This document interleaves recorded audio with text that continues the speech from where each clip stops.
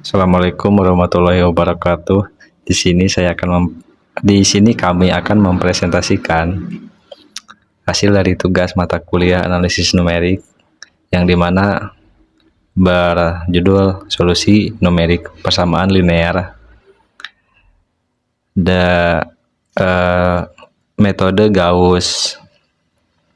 Gauss-Seidel dan metode dekomposisi Cholesky yang beranggotakan 2 orang, yang dimana di sini saya Rifan Andera Saputra, NPM 2470021111004 dari kelas A. Selanjutnya Saya Nugraha Tafakur dengan NPM 2470021111032. Selanjutnya di sini saya akan menjelaskan mengenai metode Gauss-Seidel. Nah, untuk pengertian Gauss-Seidel ini, metode Gauss-Seidel adalah metode numerik iteratif yang digunakan untuk menyelesaikan sistem persamaan linear.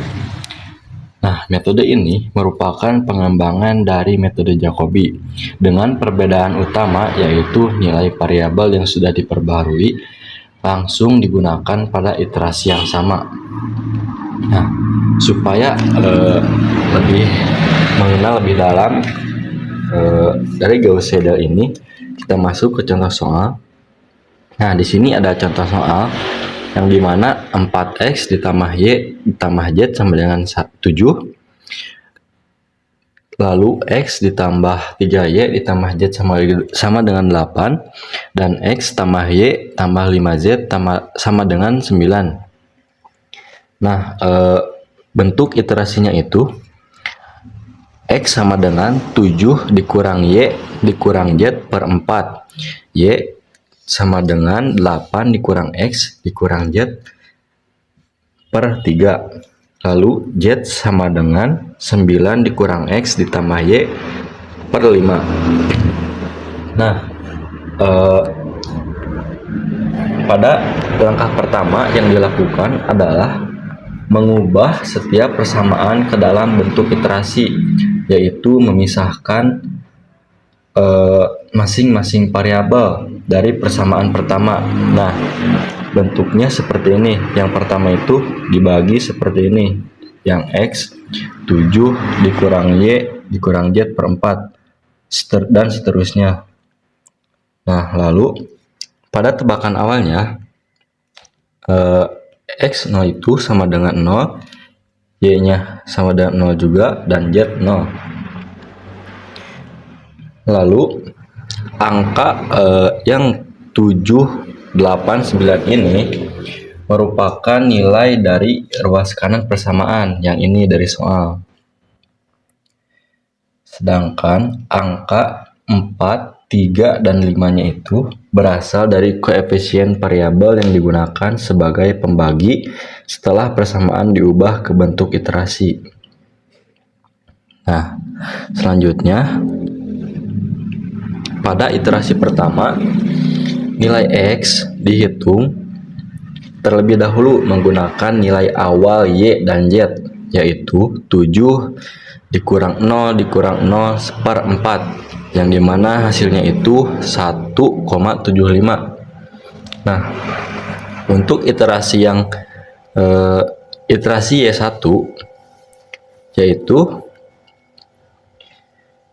dihitung dengan menggunakan nilai x yang dimana sudah diketahui sebelumnya, yaitu nilai x-nya 1,75, dimasukkan kepada iterasi y1 menjadi 8 dikurang 1,75 dikurang 0 per 3, yang dimana hasilnya itu 2,0833. Nah, untuk yang iterasi z1 dihitung menggunakan nilai x dan juga y yang sudah diperbaharui.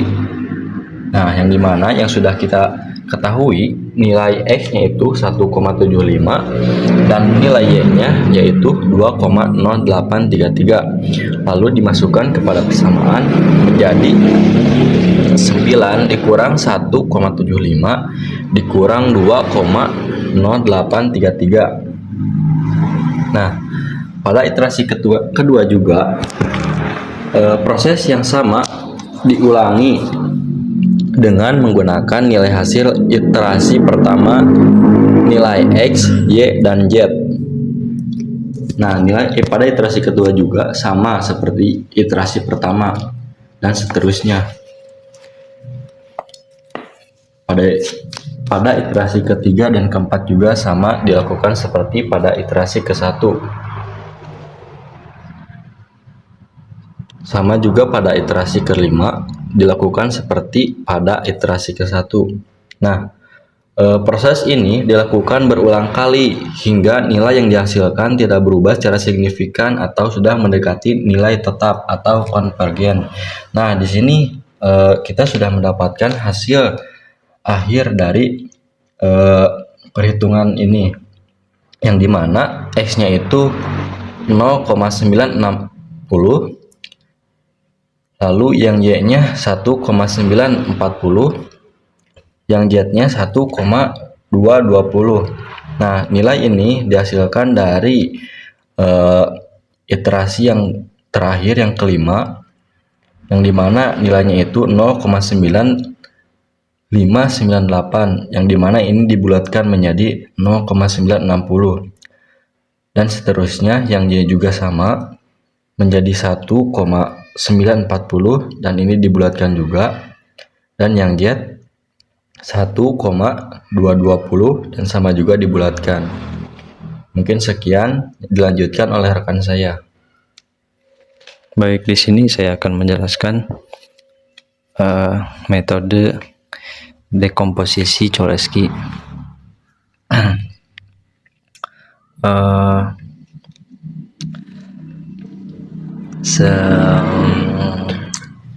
Kesempatan kali ini kita akan membahas tentang metode dekomposisi Cholesky. Metode dekomposisi Cholesky merupakan salah satu metode dekomposisi matrik yang khusus digunakan untuk mendekomposisi suatu matrik simetrik A. Jadi dengan kata lain, jika kita memiliki suatu matrik A yang matriknya simetrik, maka kita dapat mendekomposisi matrik tersebut menjadi suatu matrik segitiga bawah atau lower triangular. Lower triangular matrik yang saya tulis sebagai L di sini. Nah, langsung saja kita ke contoh soalnya. Jika L ini dikalikan dengan transposnya sendiri, maka akan menghasilkan matrik simetrik A. Kembali, hal lain yang penting untuk diingat adalah untuk metode ini hanya dapat dilakukan jika matrik A merupakan matrik yang positif definite. Nah, prosedur dekomposisi Cholesky ini sendiri sebenarnya melibatkan suatu proses yang cukup sederhana. Untuk elemen non-diagonal dari matrik L yang akan kita hitung, maka komponen-komponen non-diagonal tersebut dapat dihitung menggunakan persamaan ini. Sedangkan untuk komponen-komponen diagonalnya dapat dihitung menggunakan persamaan yang di bawah ini. Untuk memperjelas prosedur dekomposisi ini, maka marilah kita untuk mencoba mendekomposisi suatu matrik A.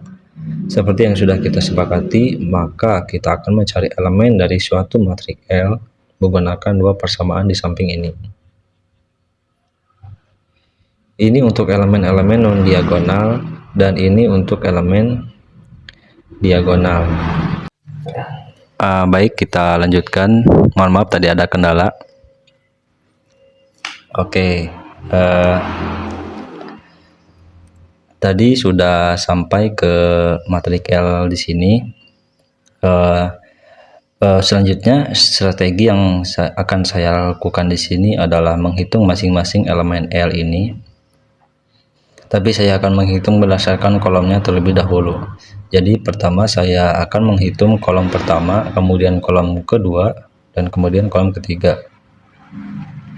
Hal ini dilakukan karena saya merasa pada saat penulisan program dengan MATLAB nantinya cara ini terbukti lebih simpel. Oleh karena itu, langsung saja pertama-tama kita akan menghitung elemen L11 Nah, karena L11 merupakan elemen diagonal, maka kita akan menggunakan persamaan untuk elemen diagonal yang ini, yang L11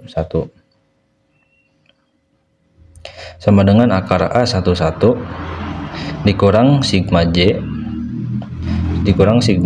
dari 1 hingga K1. Nah, ini nih.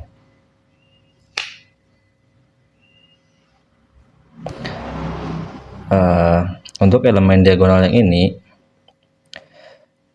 karena K-nya 1,1 dikurang 1,0, sehingga suku ini akan bernilai 0. Jadi di sini L11 sama dengan akar A11 atau akar 6 sama dengan 2,4495. Selanjutnya L21. Ingat tadi saya akan menghitung kolom pertama terlebih dahulu. Jadi selanjutnya L21. Karena dia bukan merupakan komponen diagonal, maka kita akan menggunakan formula yang ini. Jadi L21 sama dengan A21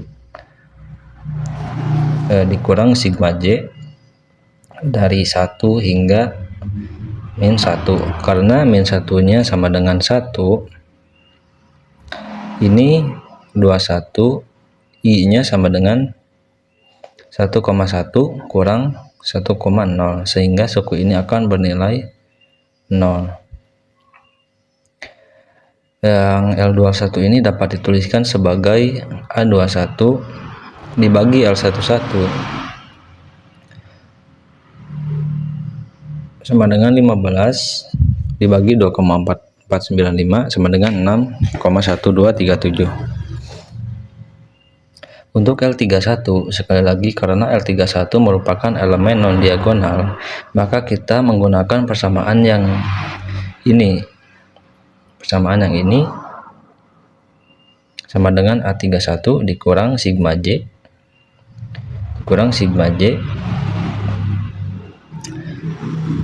dari 1 hingga I min 1, sedangkan I-nya sama dengan 1,1,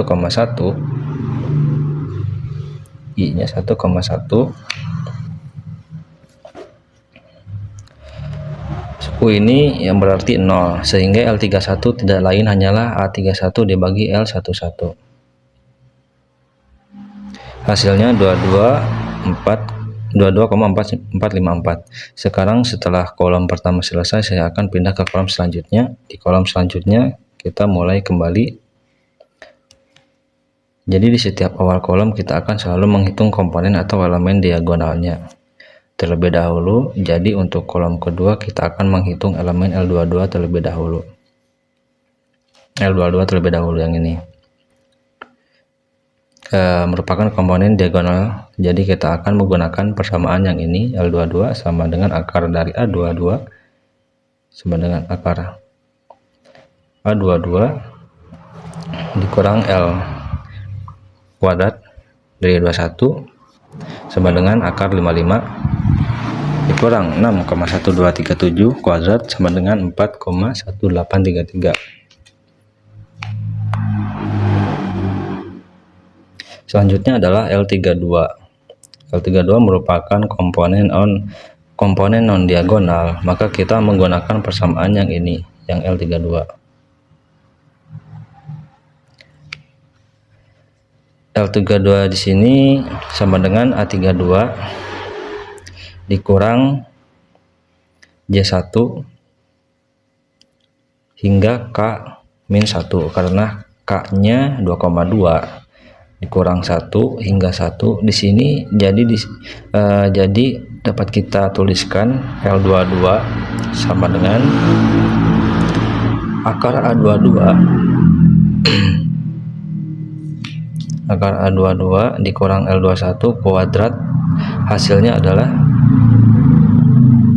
mohon maaf, ada kesalahan tadi, maksudnya L32 di sini ada sama dengan A32 dikurang L21 kali L31 dibagi L22 sama dengan 225 dikurang 6,1237 dikali 22,454 dibagi 4,1833 sama dengan 20,917. Nah, yang terakhir setelah selesai di kolom yang kedua, kita pindah ke kolom yang ketiga. Sekali lagi, setiap kali kita memulai perhitungan di suatu kolom, kita akan memulai perhitungan untuk elemen diagonal L33 yang ini sama dengan akar A33 dikurangi sigma J1 hingga K-1 yang ini, karena K-nya 3, jadi dikurang 1,2 yang ini 1,2,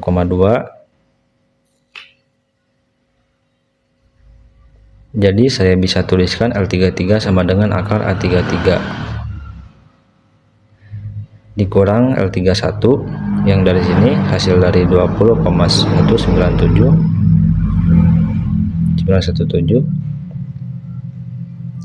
lalu dikuadratkan, hasilnya adalah yang hasil dari ini terus dikuadratkan sama dengan 6,1101. Setelah kita mendapatkan semua elemen dari matriks L, maka matriks L dapat dituliskan sebagai berikut. Nah, seperti ini. Baik, di sini akan saya lanjutkan. Tadi kita sudah sampai di hasil akhir ini. Terus kita setelah itu kita mendapatkan semua elemen dari matriks L, maka matriks L dapat dituliskan sebagai berikut. Nah, yang ini saya tulis di samping elemen-elemen ini yang sudah kita tuliskan sebelumnya. Jika matriks L ini kita kalikan dengan transposnya sendiri, maka kita akan mendapatkan matriks A kembali. Demikian proses dekomposisi Cholesky ini dilakukan. Sebelum saya akhiri,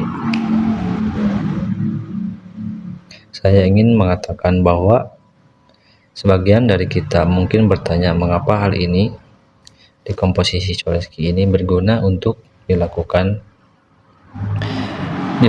yang dapat kita lihat dari contoh yang sederhana ini, bahwa matriks A terdiri dari 9 elemen yang dapat diwakilkan dengan suatu matriks L yang hanya berisi 6 elemen yang ini. Hal ini tentu saja merupakan penghematan dalam proses penyimpanan data, yang tentu saja jangan dibayangkan jika matriksnya hanya berukuran 3 kali 3, tapi bayangkan jika matriksnya berukuran 10 kali 10 atau lebih besar lagi, maka penghematannya tentu akan semakin signifikan.